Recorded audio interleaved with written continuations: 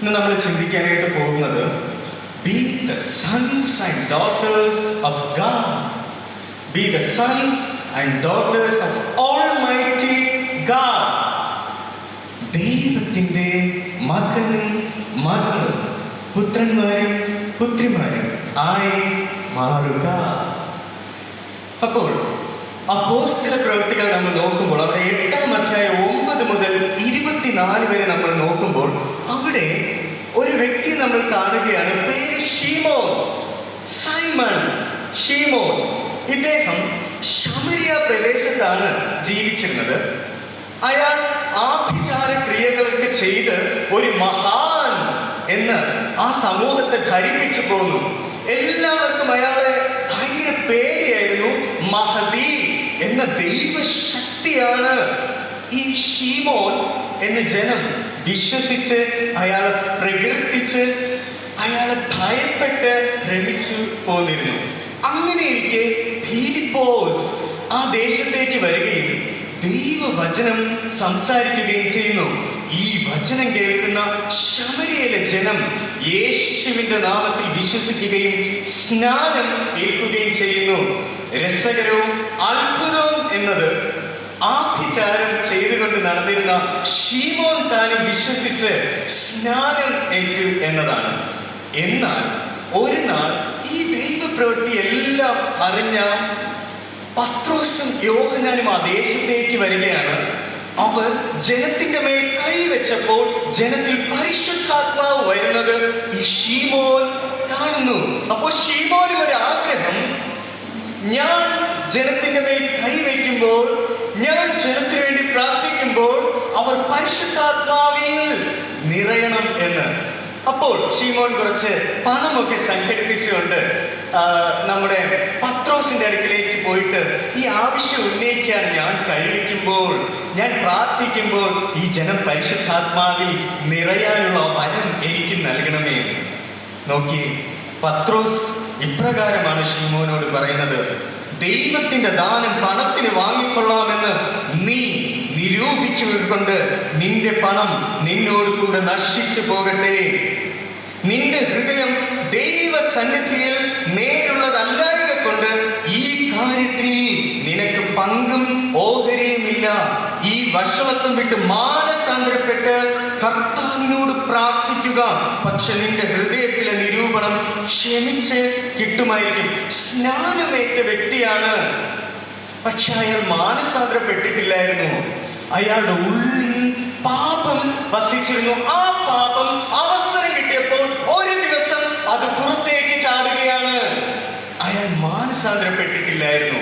ഞാൻ സംസാരിക്കുന്നത് ഈ കാലത്തെ പറ്റിയാണ്. ജനം സ്നാനപ്പെട്ടിട്ടുണ്ട്, പക്ഷെ പൂർണ്ണമായ മാനസാന്തരം അവരിൽ വന്നിട്ടില്ല. അതിനാൽ തന്നെ സകലരുടെയും ഹൃദയം പാപത്താൽ നിറഞ്ഞിരിക്കുന്നു. മത്തായി എഴുതിയ സുവിശേഷം 12:34 മുതൽ 37 വരെ നമ്മൾ വായിക്കുമ്പോൾ ഇപ്രകാരം കാണുന്നു: ഹൃദയത്തിൽ നിറഞ്ഞു കവിയുന്നതല്ലോ വായ് പ്രസ്താവിക്കുന്നതെന്ന്. പാപം, സിൻ. യോഹന്നാൻ എഴുതിയ സുവിശേഷം 8-ാം അധ്യായം 1 മുതൽ 11 വരെ നമ്മൾ വായിക്കുമ്പോൾ അവിടെ വ്യഭിചാര കർമ്മത്തിൽ പിടിക്കപ്പെട്ട ഒരു സ്ത്രീയെ കാണുന്നു.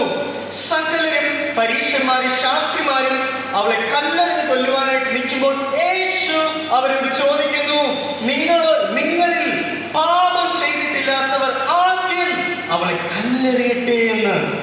അവർ മനസ്സാക്ഷിക്ക് കുത്തുകൊണ്ട്, ഹൃദയത്തിൽ കുത്തുകൊണ്ട് അവിടുന്ന് പിന്മാറുകയാണ്. പക്ഷെ ഈ കാലത്തെങ്കിലോ പാപികളെ കല്ലെറിയുന്ന കാലം അല്ലെ? കണ്ണിൽ കോൽ വെച്ചിട്ട് കണ്ണിൽ കരടുള്ളവനെ വിധിക്കുന്ന കാലം. മനുഷ്യർ പരസ്പരം കുറ്റം പറയുന്നതിൽ സന്തോഷിക്കുന്ന കാലം. മത്തായി എഴുതിയ സുവിശേഷം 7:5 പറയുന്നു: മുമ്പേ നിന്റെ കണ്ണിൽ നിന്ന് കോൽ മാറ്റുക, എന്നിട്ട് സഹോദരന്റെ കരടിനെ പറ്റി സംസാരിക്കാനാണ്. മർക്കോസ് എഴുതിയ സുവിശേഷം 11:12 മുതൽ 14 വരെ നമ്മൾ അത്തിമരത്തിന്റെ ഉപമ കാണുകയാണ്. അവിടെ ഇപ്രകാരം യേശുവും ശിഷ്യന്മാരും നടന്നു പോകുമ്പോൾ ഒരു അത്തിമരം കാണുന്നു. യേശു വിശന്നിട്ട് അതിൽ ഫലം അന്വേഷിക്കുമ്പോൾ അതിൽ ഫലം കാണായിക ആ അത്തിമരത്തെ ശപിക്കുകയാണ്. പക്ഷേ വചനം ക്ലിയർ ആയിട്ട് പറയുന്നു, അത്തിമരം ഇലകൾ കൊണ്ട് നിറഞ്ഞിരുന്നു. അത് അത്തിപ്പഴത്തിന്റെ കാലം അല്ലായിരുന്നു. ഒന്ന് നോക്കിയേ, തജിക്കിസ്ഥാനിൽ നിന്നാണ് ഞാൻ പഠിച്ചത്. അപ്പൊ തജിക്കിസ്ഥാനിൽ നിന്ന് ഞാൻ ഇവിടെ വന്നിട്ട് എൻ്റെ വീട്ടിലെ മാവില് മാങ്ങയില്ലെന്ന് പറഞ്ഞ് മാവിന് ശപിച്ചാൽ കാര്യമുണ്ടോ? അത് മാങ്ങയുടെ കാലമായിരിക്കണം അല്ലേ? എന്നിട്ട് ഞാൻ മാവിനെ കുറ്റം പറഞ്ഞിട്ട് കാര്യമുള്ളൂ. അല്ലാതെ ഒരു വിവരമില്ലാതെ ഞാൻ വന്നിട്ട് മാവിനെ ശപിച്ചാൽ അതിൽ എന്ത് അർത്ഥമാണിരിക്കുന്നത്? മാമ്പഴത്തിന്റെ കാലത്ത് മാത്രമേ മാവിൽ മാങ്ങ ഉണ്ടാകത്തുള്ളൂ അല്ലേ? പക്ഷെ യേശു അത്തിമരത്തെ ശപിക്കുകയാണ്. അത് അത്തിപ്പഴത്തിന്റെ കാലം അല്ലായിരുന്നു. അങ്ങനെയെങ്കിൽ ദൈവം നമ്മിൽ ഫലം അന്വേഷിക്കുന്നത് നാം ഫലം പുറപ്പെടുവിക്കുന്ന സമയത്തായിരിക്കണമെന്നില്ല. ഇവിടെ നിന്ന് വചനം കേട്ട് നമ്മൾ ഇറങ്ങുമ്പോൾ നാം പരസ്പരം സ്നേഹിക്കും, ക്ഷമിക്കും, പരസ്പരം സഹായിക്കും, പരസ്പര സമാധാനത്തോടെ ആയിരിക്കും. പക്ഷെ ദിവസങ്ങൾ കഴിയുന്തോറും നാം ഈ ലോകത്തോട് ഇടപഴകുന്ന സമയത്ത് പരീക്ഷകൾ നമ്മുടെ ജീവിതത്തിൽ അനുവദിക്കപ്പെടുമ്പോൾ, പ്രലോഭനങ്ങൾ നമ്മുടെ ജീവിതത്തിൽ അനുവദിക്കപ്പെടുമ്പോൾ നാം വീണു പോകുന്നു. അതേ, അവൻ നമ്മോട് ഫലം അന്വേഷിക്കുന്നത് നാം ഫലം പുറപ്പെടുവിച്ചുകൊണ്ടിരിക്കുന്ന സമയത്തായിരിക്കണമെന്നില്ല. പക്ഷെ ഈ കാലത്ത് അതിലും കഷ്ടമാണ്. ഫലം പുറപ്പെടുവിക്കേണ്ടുന്ന സമയത്ത് പോലും നാം ഫലം പുറപ്പെടുവിക്കാറില്ല. വചനം കേട്ടുകൊണ്ടിരിക്കുമ്പോൾ പോലും അതിന് തൊട്ട് അപ്പുറത്ത് പോലും സഭയ്ക്ക് പുറത്ത് വളരെ ബഹളവും അടിയും വഴക്കും കൂട്ടത്തല്ലും. ഇങ്ങനൊരു കാലം, ഈ വചനവുമായിട്ടും യേശു പറഞ്ഞതുമായിട്ടും ഒരു ബന്ധവുമില്ലാത്ത ജീവിതങ്ങൾ. മത്തായി എഴുതിയ സുവിശേഷം 5:13-14 പറയും, നിങ്ങൾ ഭൂമിയുടെ ഉപ്പാകുന്നുവെന്ന്, നിങ്ങൾ ലോകത്തിന്റെ വെളിച്ചം ആകുന്നുവെന്ന്. എന്നെ കേൾക്കുന്ന യുവജനങ്ങളെ, യുവതികളെ, നിങ്ങൾ ഭൂമിയുടെ ഉപ്പാകുന്നു, നിങ്ങൾ ലോകത്തിന്റെ വെളിച്ചം ആകുന്നു, അതോ ലോകത്തിന്റെ ഇരുളിനോടൊപ്പം നിങ്ങളും ഇരുൾ ചേർത്തുകൊണ്ടിരിക്കുന്നുവോ? ഉപ്പ് രസമില്ലാത്ത, കാരമില്ലാത്ത ഉപ്പുകൾ മാത്രമായിരിക്കുന്നു. ക്രിസ്തു ഇല്ലാത്ത ക്രൈസ്തവർ ആയിരിക്കുന്നു. ഈ കാലത്തിന്റെ ശാപം ക്രിസ്തു ഇല്ലാത്ത ക്രിസ്ത്യാനികൾ, ക്രിസ്തു ജീവിതത്തിൽ ഇല്ലാത്ത നാമധേയ ക്രിസ്ത്യാനികൾ. മത്തായി എഴുതിയ സുവിശേഷം 7-ാം അധ്യായം 21 മുതൽ 23 വരെ നോക്കുമ്പോൾ അവിടെ എന്നോട് കർത്താവേ കർത്താവേ എന്ന് വിളിക്കുന്ന ഏവനുമല്ല, സ്വർഗസ്ഥനായ എന്റെ പിതാവിന്റെ ഇഷ്ടം ചെയ്യുന്നവൻ അത്രേ സ്വർഗരാജ്യത്തിൽ പ്രവേശിക്കുന്നതെന്ന് നമ്മൾ കാണുന്നു. വീര്യപ്രവൃത്തികൾ ചെയ്തിട്ടുണ്ട്, അത്ഭുതങ്ങൾ ചെയ്തിട്ടുണ്ട്, അടയാളങ്ങൾ ചെയ്തിട്ടുണ്ട്, ഒത്തിരി സുവിശേഷം സംസാരിച്ചിട്ടുണ്ട്. എന്നിട്ടും കർത്താവ് പറയുക, ഞാൻ നിന്നെ അറിയുന്നില്ല. So dangerous. ഭയാനകം. എല്ലാം നാം ദേവാലയത്തിന് വേണ്ടി, എല്ലാവർക്കും വേണ്ടി നന്മ ചെയ്തെന്നൊക്കെ നാം സ്വയം ആശ്വസിക്കുമ്പോൾ കർത്താവ് നമ്മോട് പറയുന്നത് ഞാൻ നിന്നെ അറിയുന്നില്ല എന്നാണെങ്കിൽ എന്തായിരിക്കും നമ്മുടെ റെസ്പോൺസ്? ലെപ്രസി എന്നൊരു രോഗമുണ്ട്, കുഷ്ഠരോഗം. അറിയാമോ? പഠിക്കുന്ന മക്കൾക്കൊക്കെ അറിയാം അല്ലേ? കുഷ്ഠരോഗം, ലെപ്രസി. ഈ കുഷ്ഠരോഗം നമ്മെ ബാധിച്ചു കഴിഞ്ഞാൽ ഈ നിങ്ങൾക്കറിയാം, നമ്മുടെ കൈവിരലിന്റെ അറ്റങ്ങളൊക്കെ അറ്റുപോകും. അപ്പൊ എവിടെയാണോ കുഷ്ഠരോഗം ബാധിക്കുന്നത് ആ ഭാഗത്ത് നമ്മൾ തൊട്ട് കഴിഞ്ഞാൽ ആ ഒരു പേഷ്യന്റിന്, ആ കുഷ്ഠം ബാധിച്ച വ്യക്തിക്ക് നമ്മൾ തൊടുന്നതോ അയാൾക്ക് വേദനയോ അനുഭവപ്പെടില്ല. അയാളുടെ സെൻസേഷൻസ് കംപ്ലീറ്റ്ലി പോവുകയാണ്, നഷ്ടപ്പെടുകയാണ്.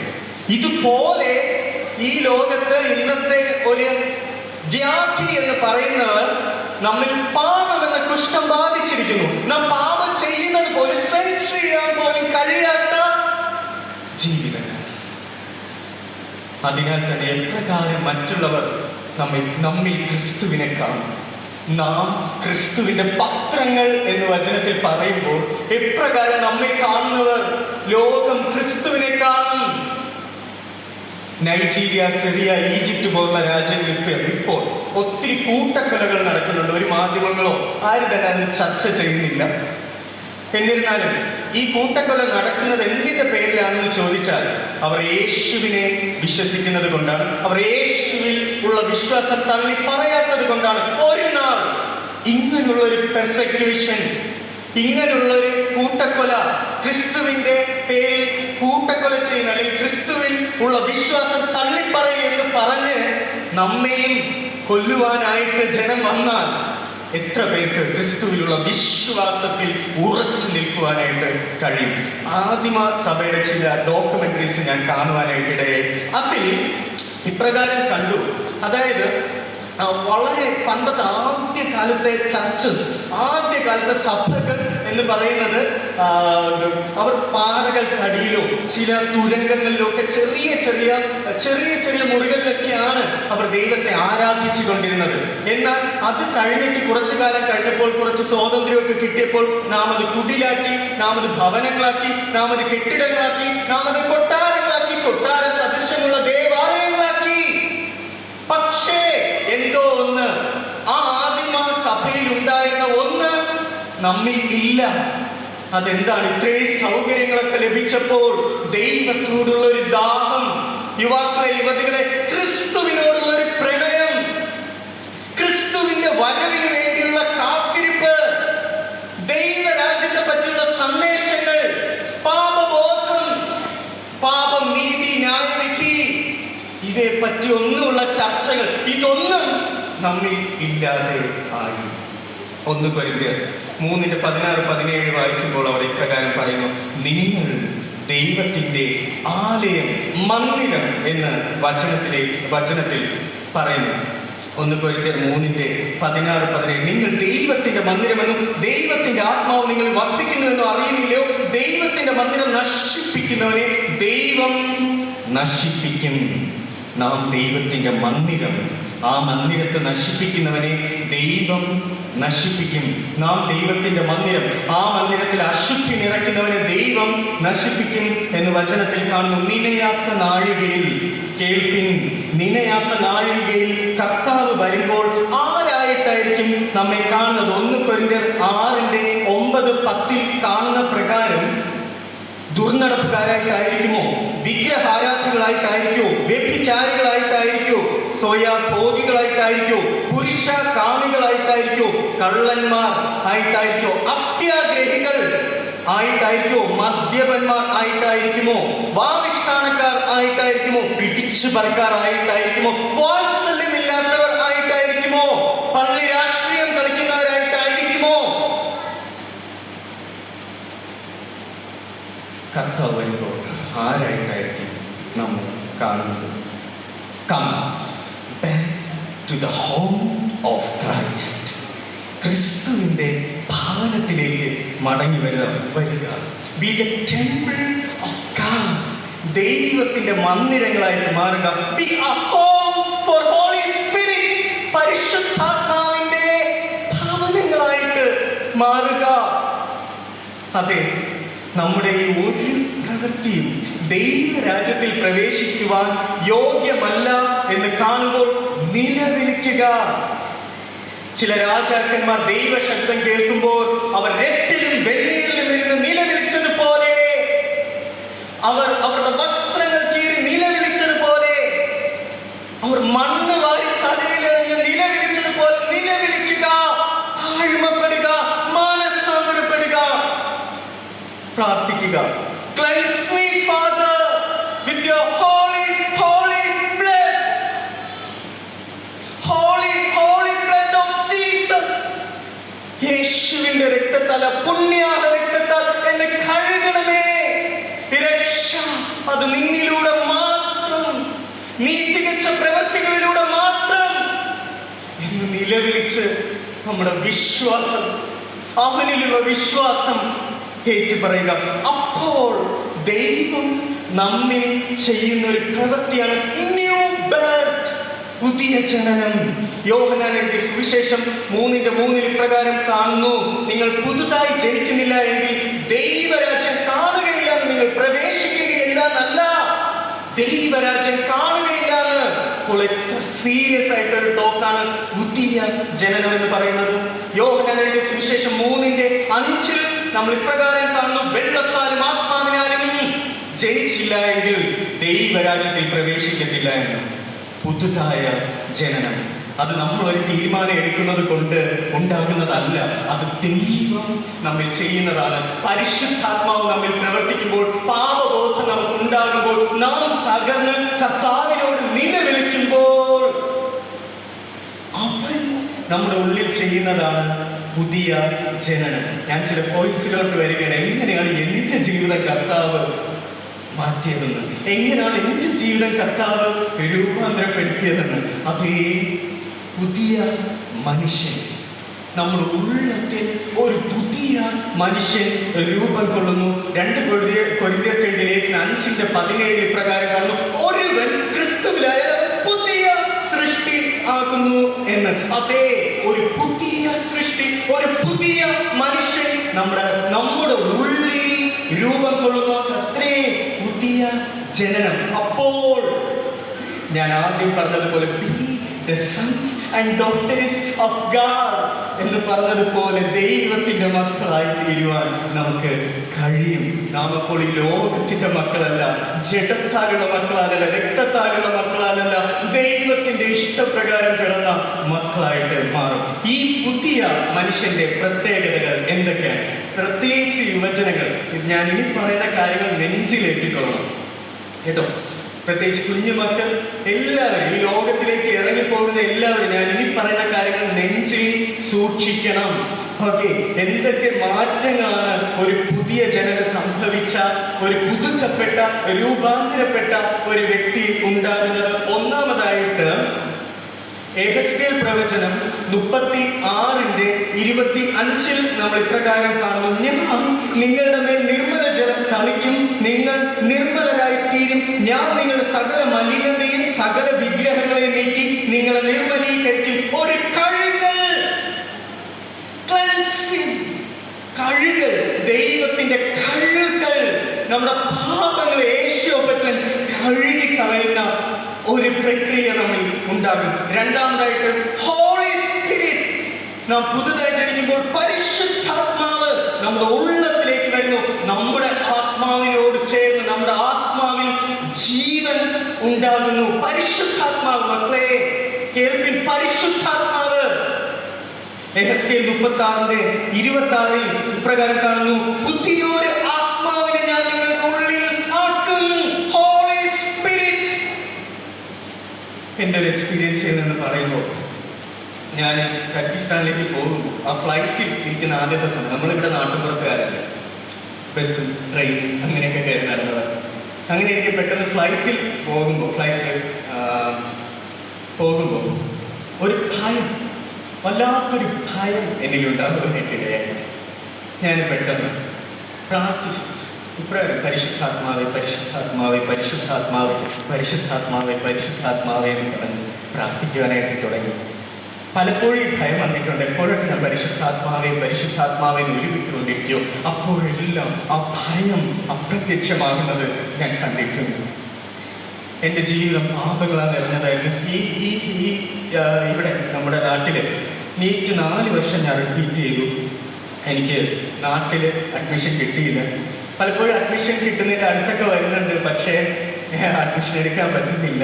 അങ്ങനെ ഡിപ്രഷനായി. ഞാൻ മഹാപാപങ്ങൾ എൻ്റെ ജീവിതത്തിലുണ്ടായി. ഞാനൊരു പാപിയായി. ഇനിയും ഇങ്ങനെ മുന്നോട്ട് പോയാൽ ശരിയാവത്തില്ലെന്ന് മനസ്സിലാക്കിയപ്പോൾ എന്തോ ഒരു പ്രേരണ ഉണ്ടായപ്പോൾ രാത്രി 3 മണിക്കൊക്കെ എഴുന്നേറ്റിരുന്ന് പ്രാർത്ഥിക്കാൻ തുടങ്ങി. പരിശുദ്ധാത്മാവിനെ വിളിക്കാൻ തുടങ്ങി. റെഗുലറായിട്ട് രാത്രി എഴുന്നേറ്റ് പ്രാർത്ഥിക്കാൻ തുടങ്ങി. അതിനുശേഷം ഞാൻ എൻ്റെ ജീവിതത്തിൽ ഒത്തിരി മാറ്റങ്ങൾ കൊണ്ടു തുടങ്ങി. എൻ്റെ ജീവിതത്തിൽ കെട്ടപ്പെട്ട പല കെട്ടുകളും പൊട്ടുവാൻ തുടങ്ങി. എനിക്ക് അഡ്മിഷൻ കിട്ടി. എനിക്ക് വിദേശത്ത് MBBS പോകുവാനായിട്ട് കഴിഞ്ഞു. പരിശുദ്ധാത്മാവിൻ്റെ ഒരു പ്രവൃത്തി ഞാൻ നിങ്ങളോട് പറഞ്ഞു. പരിശുദ്ധാത്മാവിനെ നെഞ്ചിലേക്ക്. മക്കളെ, മാതാപിതാക്കളെ, നിങ്ങൾ മക്കൾക്ക് വേണ്ടി പ്രാർത്ഥിക്കാറുണ്ടല്ലേ? കർത്താവ് തന്നെ പറഞ്ഞു, നിങ്ങൾ നിങ്ങളുടെ മക്കൾക്ക് വേണ്ടി പ്രാർത്ഥിക്കണമെന്ന്. നോക്കി, എന്താ നിങ്ങൾ പ്രാർത്ഥിക്കുന്നത്? എൻ്റെ പേര് ഡോക്ടർ ജിജോ എസ് ആനന്ദാണെന്നാണ്. ഈ ഡോക്ടർ എന്ന പദവി കൊണ്ട് എനിക്ക് ദൈവരാജ്യത്തിൽ പ്രവേശിക്കുവാൻ കഴിയുമോ? ഞാൻ ദൈവരാജ്യത്തിൽ പ്രവേശിക്കുമ്പോൾ അവിടെ ഡോക്ടേഴ്സിന് പ്രത്യേക സീറ്റ് അറേഞ്ച് ചെയ്തിട്ടുണ്ടോ? ഇല്ല. ഒരു ക്വാളിഫിക്കേഷനും അവിടെ കണക്കാക്കത്തില്ല. നിങ്ങളുടെ മക്കളുടെ പേരിന്റെ മുന്നിലും പിന്നിലും കുറെ ഡോക്ടറെന്നും കുറെ പദവികൾ വരുവാനല്ല, അവർ പരിശുദ്ധാത്മാവിൽ നിറയുവാനായിട്ട് പ്രാർത്ഥിപ്പിൻ. അതിനുവേണ്ടി ഉപവാസ പ്രാർത്ഥനകൾ അങ്ങനെ മാറുവിൻ. കാരണം നമ്മൾ തെറ്റ് ചെയ്തില്ലെങ്കിൽ പോലും തെറ്റുകാരായി പോകുന്ന ഒരു ലോകമാണ് ഈ ലോകം. പരിശുദ്ധാത്മാവില്ലാതെ പറ്റത്തില്ല. എത്രയോ പെൺമക്കൾ പോലും മദ്യത്തിനും മയക്കുമരുന്നിനും സ്മോക്കിങ്ങിനൊക്കെ അടിമയായിട്ടുള്ളവർ എനിക്ക് പേഴ്സണലി അറിയാം. എത്രയോ പേര് ക്രിസ്ത്യാനികളാണ്, പക്ഷെ പരിശുദ്ധാത്മാവില്ല. പരിശുദ്ധാത്മാവ് ഉണ്ടെങ്കിൽ നീ ഏത് അഴുക്ക് ചാലിന്റെ അരികിലൂടെ പോയാലും അതിൽ വീഴില്ല. ഇല്ലെങ്കിൽ അഴുക്ക് ചാലിന്റെ അടുത്തോട്ട് നീ നമ്മള് അങ്ങോട്ട് പോയി വീഴും. തേനീച്ച പൂക്കളുടെ അടുക്കിലേക്ക് പോകുന്നത് പോലെ പാപത്തിന്റെ അടുക്കിലേക്ക് നാം അങ്ങോട്ട് പോകും പരിശുദ്ധാത്മാവില്ലെങ്കിൽ. ഹോളി സ്പിരിറ്റ്, പരിശുദ്ധാത്മാവിൽ നിറയാം, അതിനുവേണ്ടി ദാഹിക്കുക, അതിനുവേണ്ടി പ്രാർത്ഥിക്കുക. മൂന്നാമതായിട്ട്, നാം പുതുതായി ജനിക്കുമ്പോൾ വചനം വായിക്കുവാനായിട്ട് ഒരാഗ്രഹം, ഒരു ദാഹം നമ്മിൽ വരുന്നു. നിങ്ങളിൽ എത്ര പേർ വചനം വായിക്കാറുണ്ട് റെഗുലറായിട്ട്? ഏറ്റവും വലിയ പദവികളിൽ ഇരിക്കുന്നവർ പോലും, നമ്മെ നയിക്കുന്നവർ പോലും പലരും വചനം വായിക്കാറില്ല. ഇതിങ്ങനെ മടക്കി ശുശ്രൂഷകൾക്കൊക്കെ പോകുമ്പോൾ കൊണ്ടുവരാറുണ്ട്. പക്ഷെ ഇത് അവർ ജീവിതത്തിൽ തുറന്ന് വായിച്ചിട്ടില്ല. വായിച്ചിട്ടുണ്ടെങ്കിൽ അതിൽ പ്രകാരം ജീവിക്കുമായിരുന്നല്ലോ. ഈ വചനം എങ്ങനെ എൻ്റെ ജീവിതത്തിൽ പ്രവർത്തിച്ചു എന്ന് ചോദിച്ചാൽ, ഈ വചനം എന്നോട് സംസാരിച്ചിട്ടുണ്ട്. തജിക്കിസ്ഥാനിൽ ഞാൻ പറഞ്ഞല്ലോ പഠിക്കാനായിട്ട് പോകുമ്പോൾ അതിനു മുന്നേ എനിക്ക് പെട്ടെന്ന് അഡ്മിഷനൊക്കെ എടുത്തായിരുന്നു. പെട്ടെന്ന് പോകണ്ടെന്ന് തോന്നി ചില ബുദ്ധിമുട്ടുകൾ കാരണം. അപ്പോൾ ഞാനിങ്ങനെ കരഞ്ഞു, അയ്യോ വേണ്ടിയിരുന്നല്ലോ എന്ന് പറഞ്ഞു. കരഞ്ഞ് ഞാനിങ്ങനെ അന്ന് ബൈബിൾ തുറക്കുന്ന ഒരു പതിവുണ്ട്. ബൈബിളിൽ പെട്ടെന്ന് ആശ്വാസത്തിനായിട്ട് ഒരു വചനം ലഭിക്കുവാൻ വേണ്ടി ഞാൻ വചനം ഒത്തിരി തവണ വായിച്ചിട്ടുണ്ട്. അപ്പോൾ അതുകൊണ്ട് തന്നെ എനിക്കറിയാം എവിടെ തുറന്നാൽ ഏത് വചനം കിട്ടുമെന്ന്. സാധാരണ ഞാൻ പുതിയ നിയമമോ സങ്കീർത്തനങ്ങളോ മാത്രമേ തുറക്കാറുള്ളൂ. നമുക്കറിയാം അവിടെ നിന്ന് ആശ്വസിപ്പിക്കുന്ന വചനങ്ങൾ കിട്ടും. പഴയ നിയമത്തിലേക്ക് പോയാൽ ചിലപ്പോൾ യുദ്ധങ്ങളാണെങ്കിലോ കാണുന്നത്, അതുകൊണ്ട് അവിടെ നിന്ന് തുറക്കാറില്ല. പക്ഷേ അന്ന് എന്താണെന്ന് എനിക്കറിയത്തില്ല, ഞാൻ അറിയാതെ തുറന്നത് പഴയ നിയമമായി പോയി. അതുപോലെ ഉൽപ്പത്തി ഞാനൊന്ന് ഞെട്ടി, എങ്കിലും എൻ്റെ കണ്ണുനെയും വീണ ആ വചനം ഞാൻ നോക്കിയപ്പോൾ അതിപ്രകാരമായിരുന്നു. ഉൽപ്പത്തി 28:15, ഞാൻ നിന്നോട് കൂടെയുണ്ട്, നീ പോകുന്നിടത്തേക്ക് നിന്നെ കാത്തി രാജ്യത്തേക്ക് നിന്നെ മടക്കി വരുത്തുമെന്ന്. ഓ, ഈ രാജ്യത്തേക്ക് എന്നൊക്കെ ഞാനിന്ന് മുട്ടുകുത്തിപ്പോയി. അതേ, ദൈവം നമ്മോട് സംസാരിക്കും, വചനത്തിലൂടെ നമ്മോട് സംസാരിക്കും. മെഡിക്കൽ സയൻസ് പ്രകാരം നമുക്ക് ഓക്സിജൻ ഇല്ലാതെ ഒരു 3 മിനിറ്റ് വരെയൊക്കെ ജീവിക്കാൻ പറ്റും. ആരും മൂക്ക് പൊത്തിയിരിക്കരുത്. ഓക്കെ, അപ്പോൾ ഓക്സിജൻ ഇല്ലാത്ത ഒരു 3 മിനിറ്റ് വരെയൊക്കെ പോകാൻ പറ്റും. നമുക്കൊക്കെ അത്രയും പോകാൻ പറ്റുമെന്ന് അറിയത്തില്ല. പക്ഷേ വചനമില്ലാതെ നമ്മുടെ ആത്മാവിന് എത്ര നേരം ഇരിക്കാൻ പറ്റും? നമ്മുടെ ഉള്ളത്തിൽ ഇപ്പോൾ ജനിച്ച പരിശുദ്ധാത്മാവ്, നമ്മുടെ ഉള്ളത്തിലുള്ള ആത്മാവിന് അതിന്റെ ഭക്ഷണം എന്ന് പറയുന്നത് ഈ വചനമാണ്. ആ വചനമില്ലാതെ നിങ്ങൾക്ക് എത്ര നാൾ ഇങ്ങനെ മുന്നോട്ട് സഞ്ചരിക്കുവാൻ പറ്റും? വചനം വായിക്കും. കുഞ്ഞുമക്കളായാലും യുവജനങ്ങളായാലും പ്രായമുള്ളവരായാലും ഈ വചനത്തെ നമ്മുടെ ആത്മാവിലും നമ്മുടെ മനസ്സിലും വചനത്തെ ഓരോ നാളും നിറപ്പി. 4, ഒരു പ്രാർത്ഥനാ ജീവിതം നമുക്കുണ്ടാകും. D.L. മൂഡി എല്ലാവരും കേട്ടിട്ടുണ്ടായിരിക്കും അല്ലേ? ഒരു 19-ാം നൂറ്റാണ്ടിലെ ഏറ്റവും വലിയ സുവിശേഷകനായിരുന്നു D.L. മൂഡി. ഇദ്ദേഹം ലണ്ടനിൽ ഒരു ദിവസം ഒരു ചർച്ചില് മോർണിംഗും ശുശ്രൂഷയുണ്ട്, രാത്രിയും ശുശ്രൂഷയുണ്ട്. അങ്ങനെ രാവിലെ വചനം സംസാരിച്ചുകൊണ്ടിരിക്കുമ്പോൾ നമുക്ക് ജനത്തെ കാണുമ്പോൾ തന്നെ അറിയാം അവർക്കത് ഇൻട്രസ്റ്റ് ഉണ്ടോ, അവരുടെ ഉള്ളിൽ ഒരു തീ ഉണ്ടോ. D.L. മൂഡി നോക്കുമ്പോൾ കേൾക്കുന്ന ജനത്തിന്റെ അടുത്തൊരു തീയില്ല, അവർക്ക് ഒരു താല്പര്യവും ഇല്ലാതെ ഇരിക്കുകയായിരുന്നു. അതുകൊണ്ട് തന്നെ അദ്ദേഹം ആ വചന ശുശ്രൂഷ കഴിഞ്ഞ് അവിടെ പോകണം എന്ന് വിചാരിച്ചു. പക്ഷേ പ്രോമിസ് ചെയ്തു, അദ്ദേഹം വാക്ക് കൊടുത്തതുകൊണ്ട് രാത്രി ശുശ്രൂഷയ്ക്ക് പങ്കെടുക്കാമെന്ന് കരുതി. അങ്ങനെ രാത്രി ശുശ്രൂഷയിൽ പങ്കെടുത്തു. അവിടെ വചനം സംസാരിച്ച് ദൈവത്തിന്റെ തീ ആ ജനത്തിന്റെ ഹൃദയത്തിലേക്ക് വന്നു. അവർ മാനസാന്തരപ്പെട്ടു. അവർ സുവിശേഷത്തിൽ വിശ്വസിച്ചു. അത് ഇതെന്ത് മായാജാലം എന്ന് ചിന്തിച്ച് കുറച്ചുനാൾ അന്വേഷിച്ചപ്പോൾ ഒരു കാര്യം മനസ്സിലായി. മേരിയാൻ അക്ലാർ എന്ന് പറയുന്ന ഒരു പെൺകുട്ടി, നിങ്ങളെപ്പോലെയൊക്കെ ഒരു യൗവനക്കാരി. ആ പെൺകുട്ടി ഒരു ഹോസ്പിറ്റലില് കിടപ്പ് രോഗിയായിട്ട് കിടക്കുകയാണ്.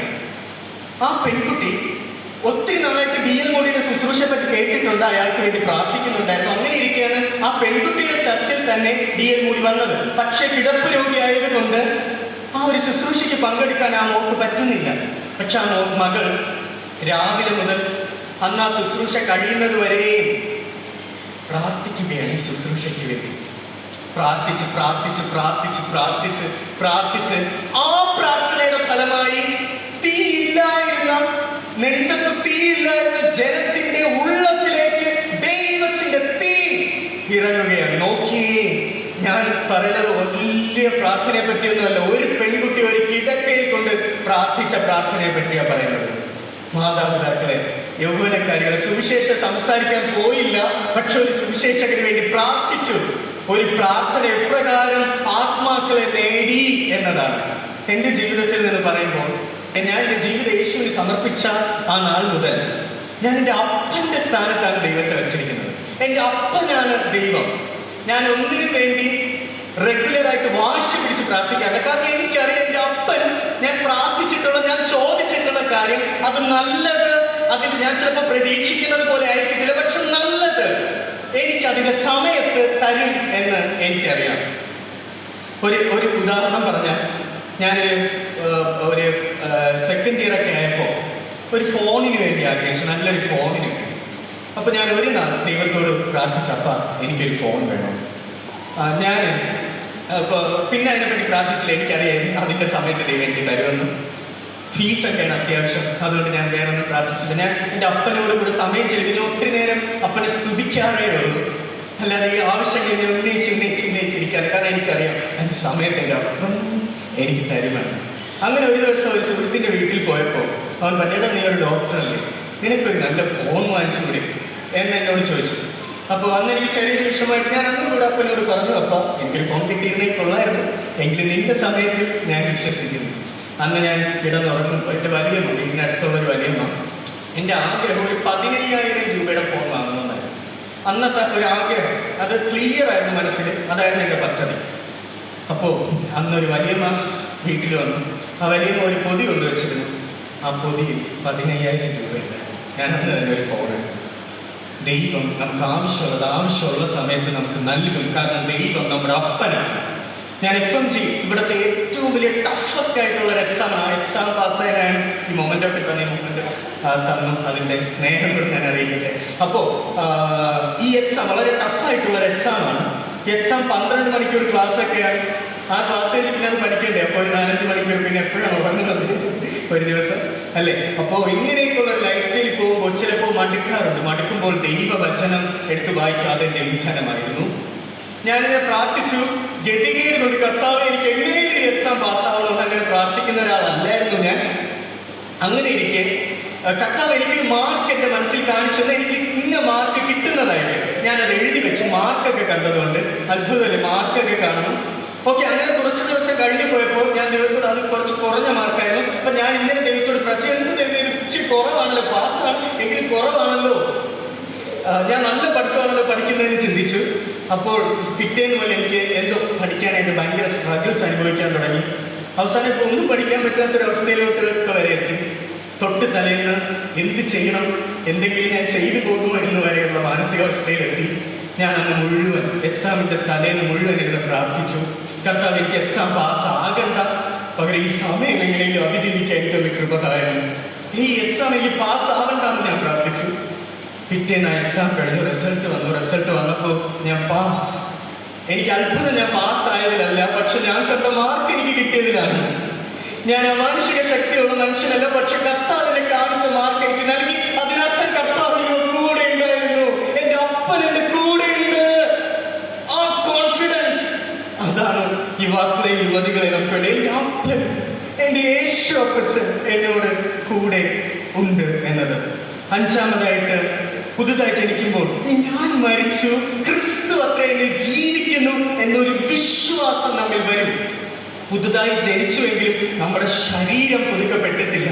ആ ശരീരത്തിന്റെ ആഗ്രഹങ്ങൾ പലപ്പോഴും പാപത്തിലേക്ക് വഴുതി വീഴുമ്പോൾ നാം ഇപ്രകാരം ചിന്തിക്കണം, ഞാൻ മരിച്ചു, ഇപ്പോൾ ജീവിക്കുന്നത് ക്രിസ്തു അത്രേ എന്നിൽ ജീവിക്കുന്നു എന്ന്. ഗലാത്യർ 2:20 ഇപ്രകാരം കാണുന്നു, ഇതാ ഞാൻ ക്രിസ്തുവിനോട് കൂടെ ക്രൂശിക്കപ്പെട്ടിരിക്കുന്നു എന്ന്.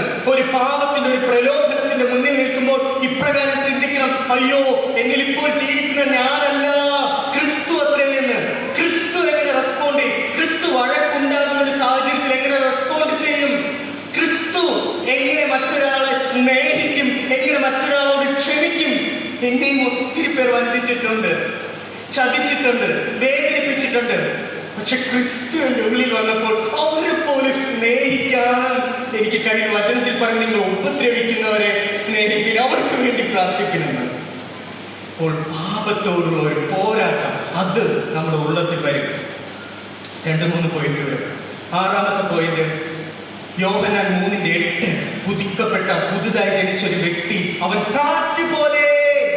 അർത്ഥം അവൻ എവിടെ നിന്ന് വരുന്നതോ എവിടേക്ക് പോകുന്നതോ അവന് പോലും അറിയത്തില്ല. പക്ഷെ ദൈവം ആയിരിക്കും അവനെ നിയന്ത്രിക്കുന്നത്. കാറ്റ് പോലെ ദൈവത്തിന്റെ ഇഷ്ടം ചെയ്യുന്നവനായി ആ വ്യക്തി രൂപാന്തരപ്പെടും.